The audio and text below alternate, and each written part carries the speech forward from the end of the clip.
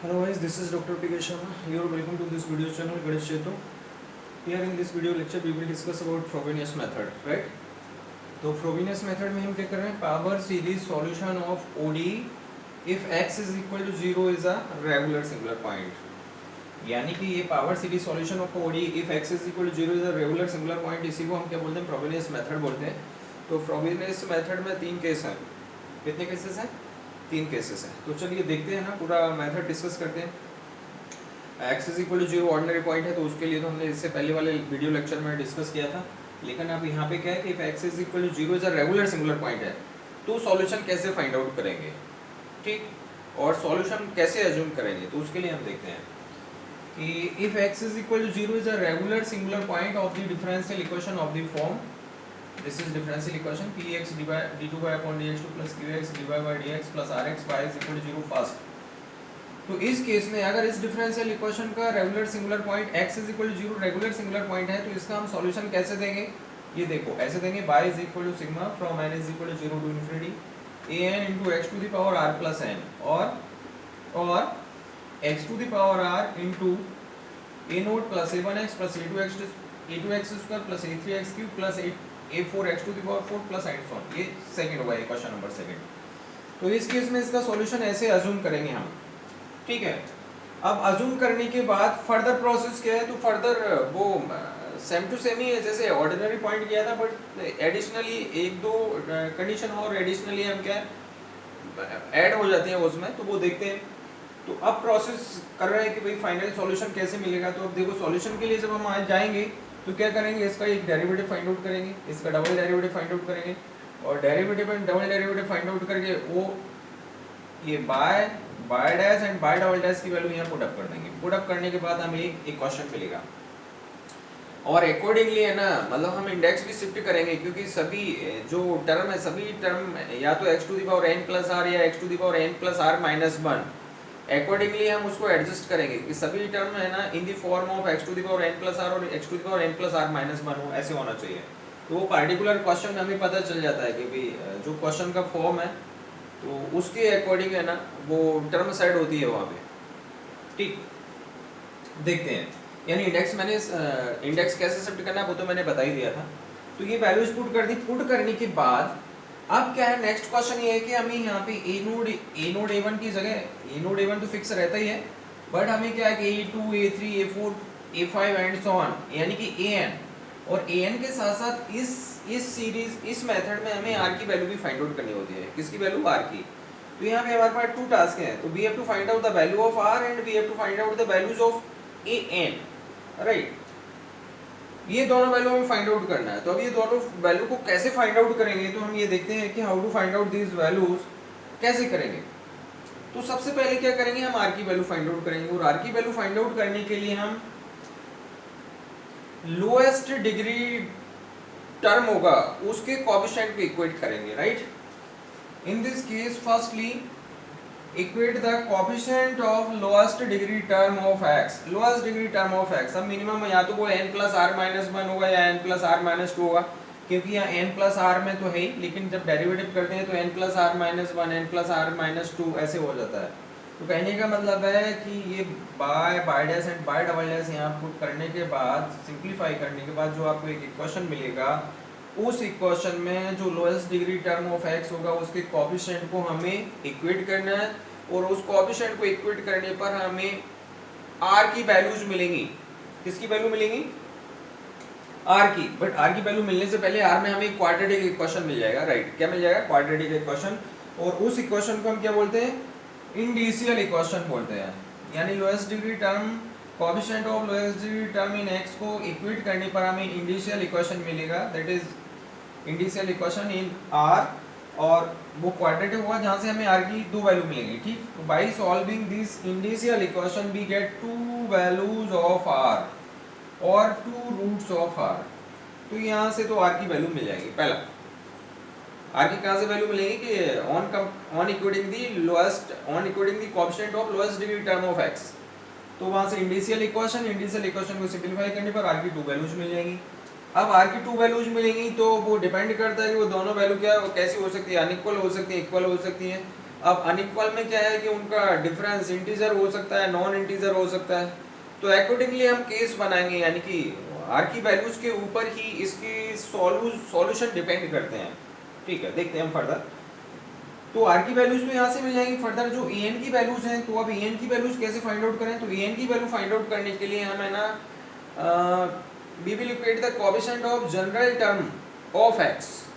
We will equate the coefficient of general term of x. या general term of x क्या हुआ है? either x to the power n plus r हो सकता है या n plus r minus 1 n plus r minus 2, तो वो वहाँ पे हमें मिल जाएगा जनरल टर्म क्या है। तो वो जनरल टर्म को हम है ना इक्वेट करेंगे, जनरल टर्म के कोएफिशिएंट को इक्वेट करने पर हमें क्या मिलेगा? an मिल जाएगा। ठीक, तो इक्वेट करने पर हमें रिकरेंस रिलेशन मिल जाएगा, मतलब वो ऑर्डिनरी के लिए हमने किया था वैसे, और वो रिकरेंस रिलेशन से हमें क्या मिल जाएगा? ए एन की वैल्यूज हम फाइंड आउट कर सकते हैं कि A2 A3 A4 A5 and so on. वो रिकरेंस रिलेशन से हम ए एन की वैल्यू फाइंड आउट कर सकते हैं। ठीक है, अब बट मैंने जो बोला कि जो नेचर ऑफ रूट्स है that is values of r, उसके नेचर के ऊपर हम इसका जो सॉल्यूशन है वो किस तरह से देना है वो डिपेंड करता है। देखिए कि nature of roots of indicial equation, according to the nature of roots of indicial equation, complete solution, complete series solution of first given by the following. अब कंप्लीट सीरीज सॉल्यूशन यहाँ इसका कैसे देना है, यानी कि अब वो केसेस बनेंगे। तो जो रूट्स है आर की रूट्स के नेचर के अकॉर्डिंग हम कंप्लीट सीरीज सॉल्यूशन इसका देंगे। तो देखते हैं केस फर्स्ट, 3 केसेस है मैंने बताया। केस फर्स्ट क्या कहता है? केस फर्स्ट कहता है कि इफ r1 माइनस r2, दोनों का डिफरेंस देखिए दोनों रूट्स का, और r1 minus r2 is not an integer, r1 minus r2 is not an integer, यानी दोनों का डिफरेंस इंटीजर नहीं है। तो then solution of this equation will be क्या होगा? देखो y is equal to capital A into value of y at r is equal to r1 plus capital B into value of y at r is equal to r2। तो ये complete solution, complete series solution यहाँ से मिलेगा। a and b are अपना constant coefficient है। ठीक है, तो y की value r is equal to r1 पे फाइंड आउट करो, y की value r is equal to r2 पे फाइंड आउट करो, देन दोनों का लीनियर कॉम्बिनेशन बना दो, तो वो क्या हो जाएगा? इसका कंप्लीट सीरीज सॉल्यूशन हो जाएगा। That is y is equal to capital A into y r is equal to r1 plus capital B into y at r is equal to r2। तो ये किस केस में था? If r1 minus r2 is not an integer. ठीक, तो वहाँ हम ये वैल्यू पुट करके ये अपना कंप्लीट सीरीज सॉल्यूशन आ जाएगा। दूसरा केस क्या कहता है कि if r1 is equal to r2, यानी रूट्स आर इक्वल, दोनों रूट्स इक्वल हैं, तो then solution of this equation, complete series solution of this equation is given by y is equal to capital A into value of y at r plus capital B into value of del y upon del r at r। और r तो equal है क्योंकि r1 is equal to r2 is equal to rho ले लिया हमने, इसलिए लिया है कि r is equal to rho, rho क्या कोई नंबर है, तो value capital A into value of y at r plus capital B into value of del y upon del r at r। तो r is equal to r1 और r2 और रो वो तीनों equal ही है। तो यहाँ से हमें इसका कंप्लीट सीरीज सॉल्यूशन मिलेगा केस सेकंड में। अब केस थर्ड में आते हैं कि केस फर्स्ट में क्या था? r1 minus r2 not an integer था। केस सेकंड में था r1 is equal to r2 था। बट केस थर्ड में क्या होगा कि if difference of r1 r2 क्या है? इज एन इंटीजर, r1 और r2 दोनों रूट्स का डिफरेंस क्या इंटीजर है, तो इस केस थर्ड में 2 सब केसेस बनेंगे। केस थर्ड में कितने सब केस बनेंगे? 2 सब केस बनेंगे। तो वो अकॉर्डिंगली हम इसका सॉल्यूशन अज्यूम करेंगे। तो केस थर्ड में सब केस है, केस थर्ड में सब केस भी, तो अभी हम वो बनाते हैं।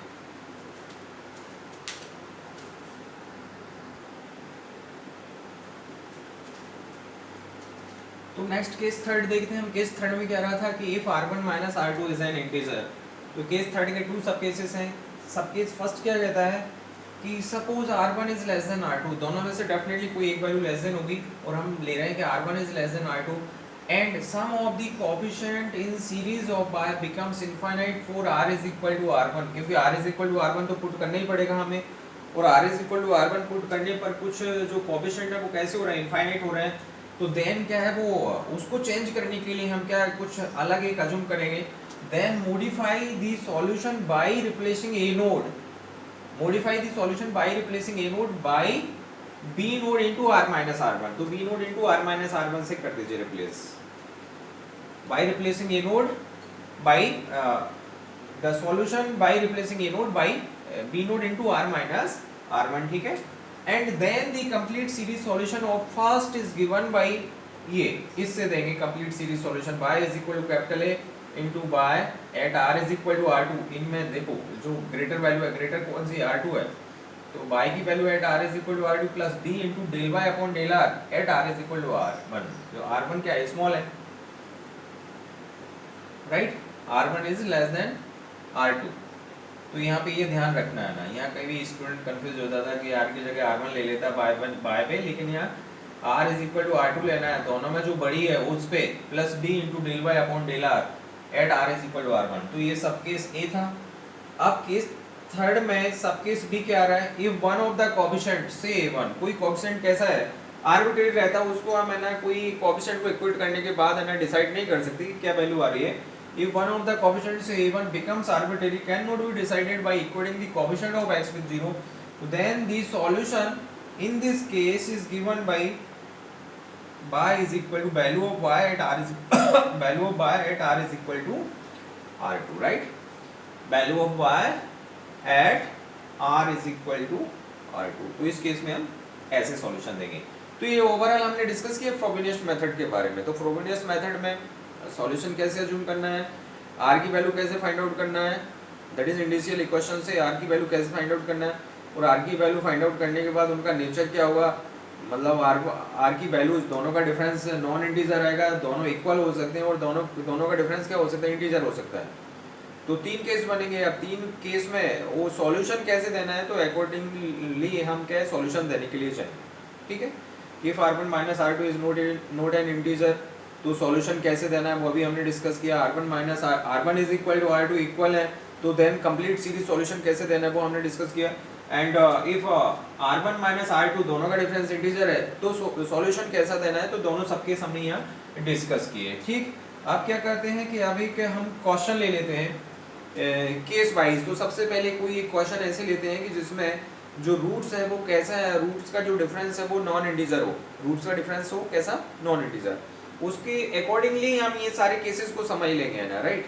तो एक क्वेश्चन हम उस पे लेते हैं कि if roots are non, difference of roots are non integer, okay, देखते हैं हम उसको।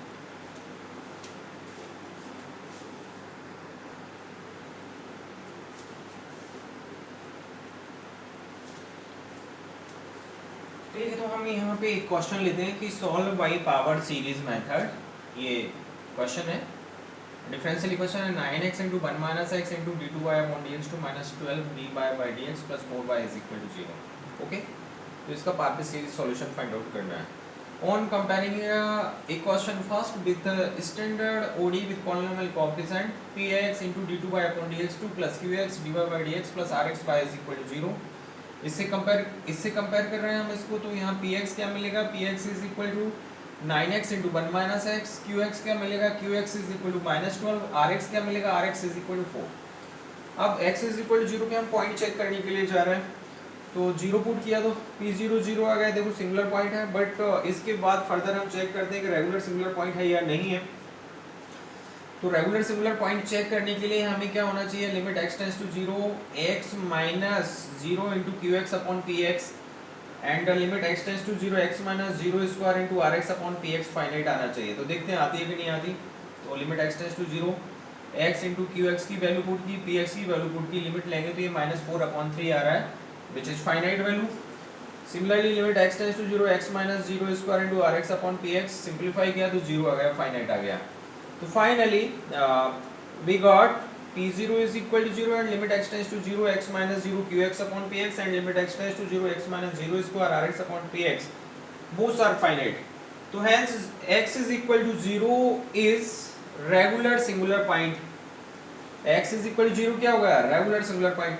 अब रेगुलर सिंगुलर पॉइंट के केस में हम है ना सॉल्यूशन कैसे अज्यूम करते हैं इसका, या बाई की वैल्यू कैसे अज्यूम करते हैं। hence suppose that The solution of first is given by y is equal to sigma from n is equal to 0 to infinity an into x to the power n plus r or xn into a naught plus a1x plus a2x square plus a3x cube plus and so on. This is the question number second. तो यहाँ पे हम y की value assume कर लिया ना, solution assume कर लिया बाई इक्वेशन नंबर सेकंड से. और ये कब अज्यूम किया? जब हमने आइडेंटिफाई किया कि x is equal to 0 regular singular point है तब. ठीक है. इसके बाद हम फर्दर प्रोसेस के लिए क्या जाएंगे, इसको डिफरेंशिएट करेंगे twice with regard to x, that is dy by dx and dy by upon dx2 निकालेंगे. इसके बाद ये dy by dx and dy by upon dx2 ये दोनों वैल्यू हमने क्या की, ये दोनों वैल्यू एंड y की ये वैल्यू, ये तीनों वैल्यू हमने ये इक्वेशन नंबर फर्स्ट में पुट कर दी. यहाँ पे substituting the values of y dy by dx and dy by upon dx2 in first we have, तो यहाँ तो हमने पुट ही किए 9x into 1 minus x into value of d2 by upon dx2, तो ये पुट कर दी. minus 12 into value of dy upon dx, तो this is the value of dy upon dx, plus 4 into y, तो plus 4 into this is the value of y. अब उसके बाद in terms को हमने रीअरेंज कर लिया, यानी कि जो 9x और माइनस 9x स्क्वायर से मल्टीप्लाई करेंगे, माइनस 12 से मल्टीप्लाई करेंगे, मल्टीप्लाई करके रीअरेंज कर लिया हमने यहाँ. तो ये हमें टर्म मिल गया है ना, फर्स्ट टर्म, ये सेकंड टर्म, ये थर्ड टर्म और ये फोर्थ टर्म. अब हम बात करते हैं इंडेक्स की, तो है ना इंडेक्स शिफ्ट करना है. तो इंडेक्स शिफ्ट करने के लिए हम क्या करते हैं ना कि भी देखेंगे इनमें सभी फोर टर्म में लोएस्ट डिग्री टर्म अभी कौन सा आ रहा है. जैसे x to the power n plus r minus 1 है और यहाँ x to the power n plus r है, यहाँ x to the power n plus r minus 1 और यहाँ x to the power n plus r है. तो हम इसका सभी टर्म में x की पावर क्या बनाएंगे, x to the power n plus r minus 1 बनाने के लिए जाएंगे. Our aim is to make the power of x as n plus r minus 1 in all terms. तो ये इस फर्स्ट टर्म में तो ऑलरेडी है ये पावर, उसके बाद ये थर्ड टर्म में भी ऑलरेडी पावर है. तो बचा कौन सा, second term and fourth term. Second term में क्या है, x की पावर n प्लस r है एंड फोर्थ टर्म में भी x की पावर n प्लस r है. तो यहाँ भी हम n की power n plus r minus 1 बनाना चाहते हैं और यहाँ भी n प्लस r माइनस 1 बनाना चाहते हैं. तो अब यहाँ n प्लस आर की जगह n प्लस आर माइनस 1 बनाने के लिए हमें क्या पुट करना पड़ेगा, देखो n की जगह n माइनस 1 पुट करना पड़ेगा और यहाँ भी n की जगह n माइनस 1 पुट करना पड़ेगा, राइट. तो वो हम n की जगह n माइनस 1 ये second term and fourth term में पुट कर देते हैं. तो हमें एक इक्वेशन मिल रहा है. देखो ये फर्स्ट टर्म तो एज इट इज ही है और ये माइनस सेकंड टर्म हमने किया कि n की जगह n माइनस 1 करेंगे तो ये sigma from n is equal to 1 to infinity हो जाएगा. 9 into n minus 1, ये n plus r minus 1, ये n plus r minus 2 into x to the power n plus r minus 1 हो गया. ये टर्म एज इट इज ही रहेगा, लेकिन यहाँ क्या हो जाएगा, फोर्थ टर्म में ये देखो n is equal to 1 to infinity, अपना ये आएगा 4 आएगा 4 इंटू क्या आ जाएगा, a n minus 1 into x to the power n plus r minus 1 into x to the power n plus r minus 1 is equal to 0. तो finally अब हमने क्या किया कि सभी टर्म को x to the power n plus r minus 1 में बना लिया है और x to the power n plus r minus 1 में बनाने के बाद अब हम क्या करते हैं, इसको फर्दर सिंप्लीफाई करने के लिए जाते हैं ना. फर्दर सिंप्लीफाई करना मीन्स क्या है कि इंडाइशियल इक्वेशन हमें इसके फाइंड आउट करना पड़ेंगे. क्या फाइंड आउट करेंगे, इंडिशियल इक्वेशन फाइंड आउट करना पड़ेगा. तो अब इंडिशियल इक्वेशन के लिए देखते हैं further process.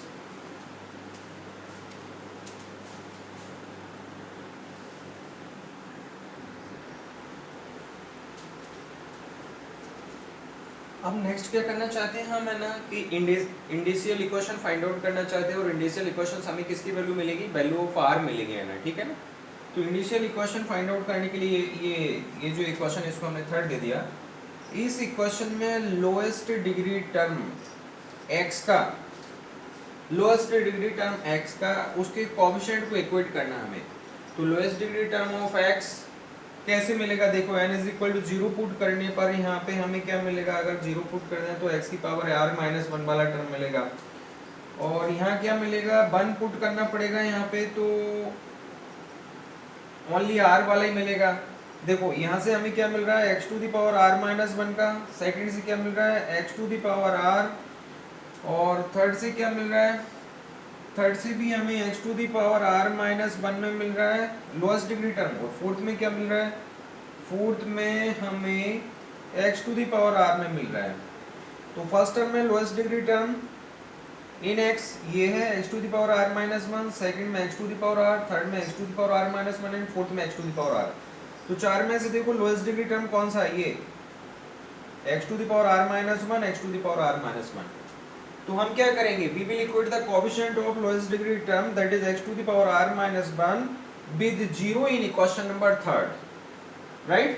Then we will get the indicial equation। तो वही हम करने जा रहे हैं। On equating the coefficient of x to the power r minus 1 with 0 in third we get the indicial equation। तो यहाँ देखो x to the power r minus 1 का coefficient क्या हो जाएगा, n is equal to 0.9 into a0 into r minus 1, ठीक है, ये हो गया। और देन यहाँ क्या हो जाएगा, 9 इंटू कौन से मिल रहा है अपना थर्ड में, सॉरी यहाँ पे 0 पे 12 into a zero into x to the power r minus 1 means that x to the power r minus अपना ये बन जाएगा, वो तो उसका कोएफिशिएंट है 12 into a zero into r आ गया अपना, ठीक है। और इज इक्वल टू क्या हुआ, 0 हो गया, इज इक्वल टू 0।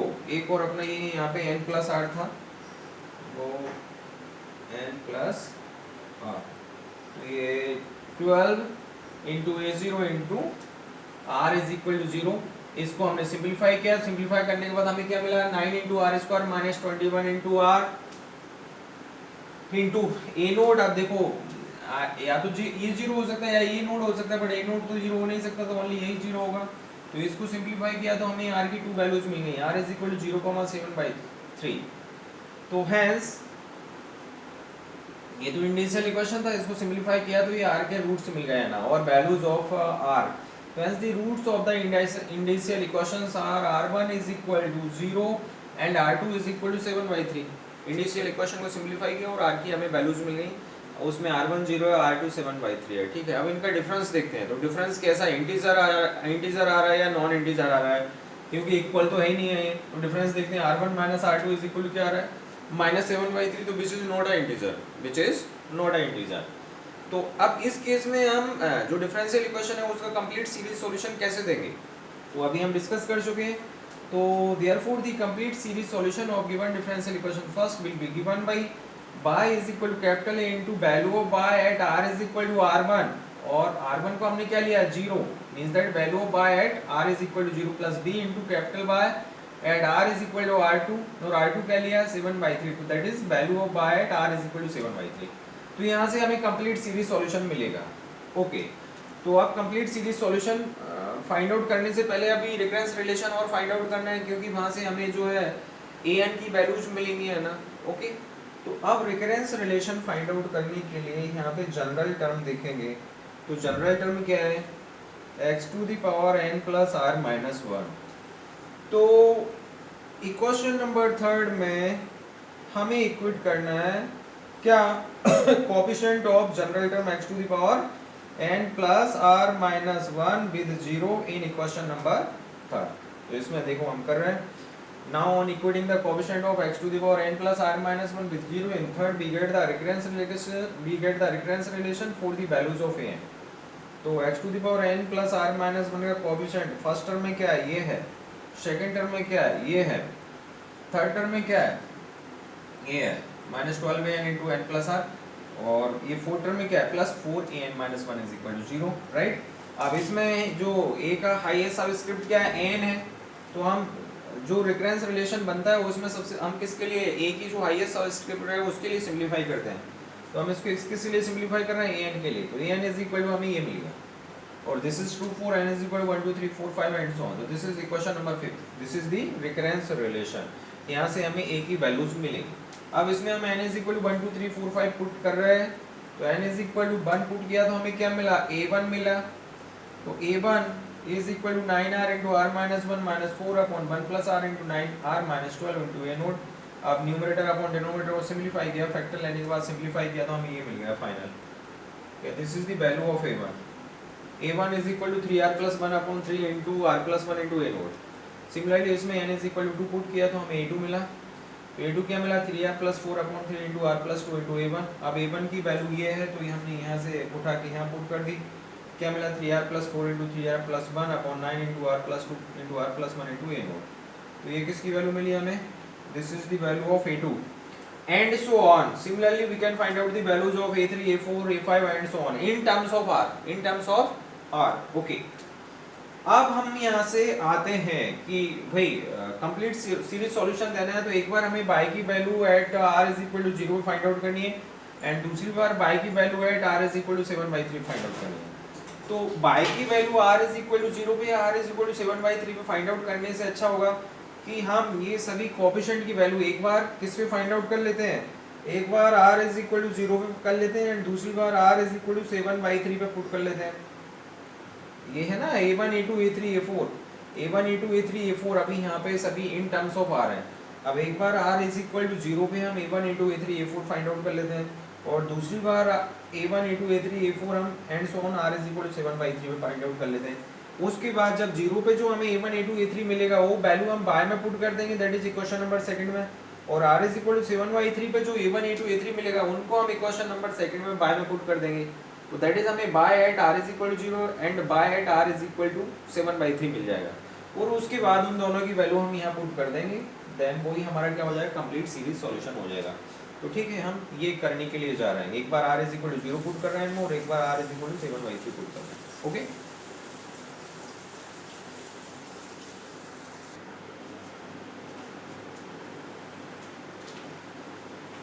ओके तो यहाँ पे अब पहले फर्स्ट केस में हमने क्या कर लिया कि r इज इक्वल टू 0, ये जो a1 और ये a2 एंड सो ऑन, ये a1 a2 की जो वैल्यूज है इन टर्म्स ऑफ r, इन सब में r is equal to 0 put कर दिया।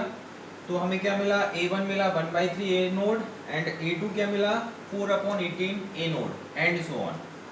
तो a1 a2 and so on ये वैल्यूज हैं, एक क्वेश्चन नंबर सेकंड में हम पुट करने जा रहे हैं। तो हमें y की वैल्यू किस में मिलेगी, at r is equal to 0 पे, क्योंकि r इज इक्वल टू 0 पे ये सब कोएफिशिएंट हमने फाइंड आउट कर लिए और ये जब कोएफिशिएंट हम इक्वेशन नंबर सेकंड में पुट करेंगे जो कि हमने अज्यूम किया था, तो y की value at r is equal to 0 पे मिल जाएगी।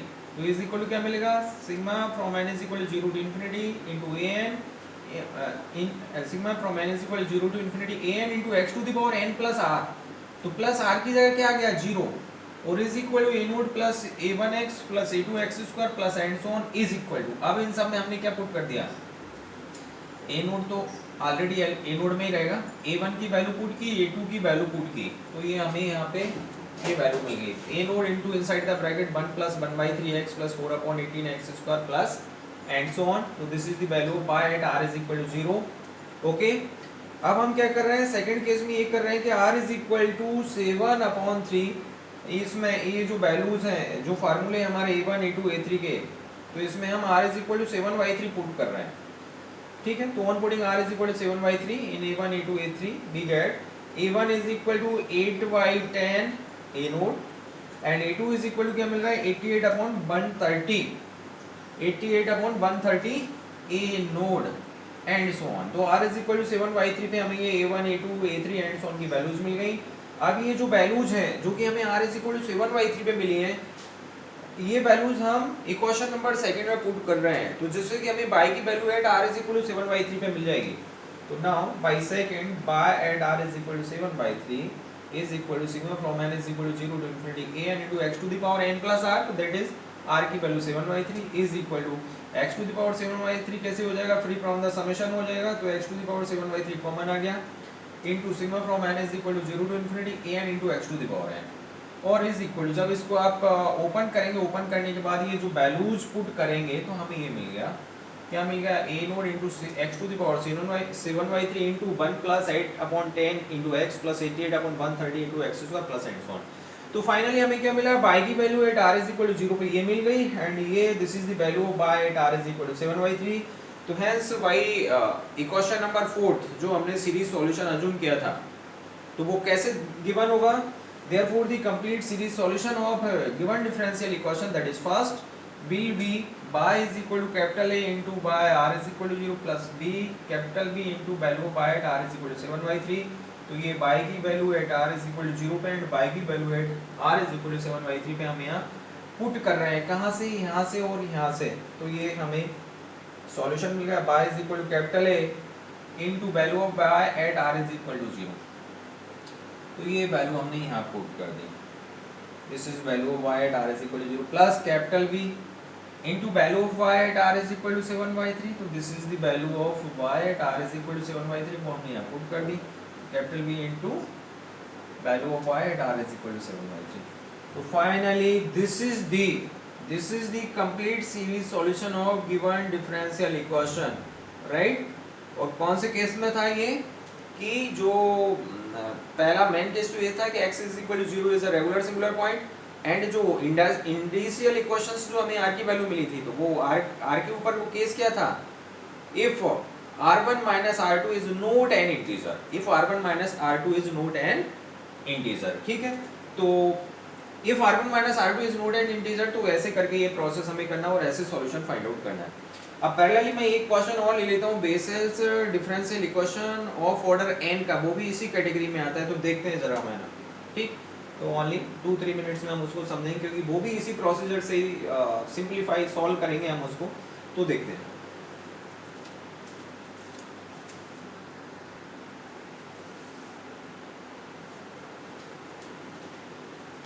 ओके तो अब यहाँ पे हम एक ये वाला जो केस अभी हमने डिस्कस किया था उस पर एक प्रैक्टिस प्रॉब्लम ले लेते हैं, जो कि वेरी वेरी इंपॉर्टेंट है। क्या है कि solve in series the Bessel's differential equation of order n, Bessel's differential equation of order n, x square into d2y upon dx2 plus x into dy by dx plus x square minus n square into y is equal to 0। तो ये क्या है, this is Bessel's differential equation of order n, ठीक है। तो यहाँ देखो x square minus n square है, तो ये basis differential equation of order n है। अगर यहीं पे हम n की जगह 0 पुट करेंगे तो यहाँ x स्क्वायर बाय मिलेगा, और 1 पुट करेंगे तो x स्क्वायर माइनस 1 मिलेगा, और 2 पुट करेंगे तो x स्क्वायर माइनस 4 मिलेगा। तो 0 पे यहाँ पुट करेंगे तो हमें Bessel's differential equation of order 0 मिल जाएगा, ऑफ ऑर्डर 0 मिल जाएगा। n 1 पुट करेंगे तो हमें Bessel's differential equation of order क्या मिलेगा, 1 मिलेगा, और 2 पुट करने पर हमें यहाँ पे ये basis differential equation of order 2 मिलेगा, ठीक है। ये फर्दर मैं बता रहा हूँ कि we how to find out the Bessel's differential equation of order 0, order 1 and order 2, क्योंकि इनके केसेस अलग अलग बन जाते हैं ना, ऑर्डर 0, ऑर्डर 1 एंड ऑर्डर 2 के। ये भी एक इंपॉर्टेंट सब केसेस हैं इसके basis differential equation of order n के, तो वो फर्दर आगे हम उनका सॉल्यूशन फाइंड आउट करेंगे। पर यहाँ मैंने बता दिया कि n is equal to 0, 1, 2 put करने पर हमें Bessel's differential equation of order 0, 1 and 2 respectively मिलेंगे। ओके तो अभी हम बात कर रहे हैं इसी Bessel's differential equation of order n की बात कर रहे हैं। इसका सीरीज सॉल्यूशन हमें फाइंड आउट करना है, x square d2y upon dx2 plus x dy by dx plus x square minus n square into y is equal to 0 where n is any real number, और यहाँ पे given है कि जो 2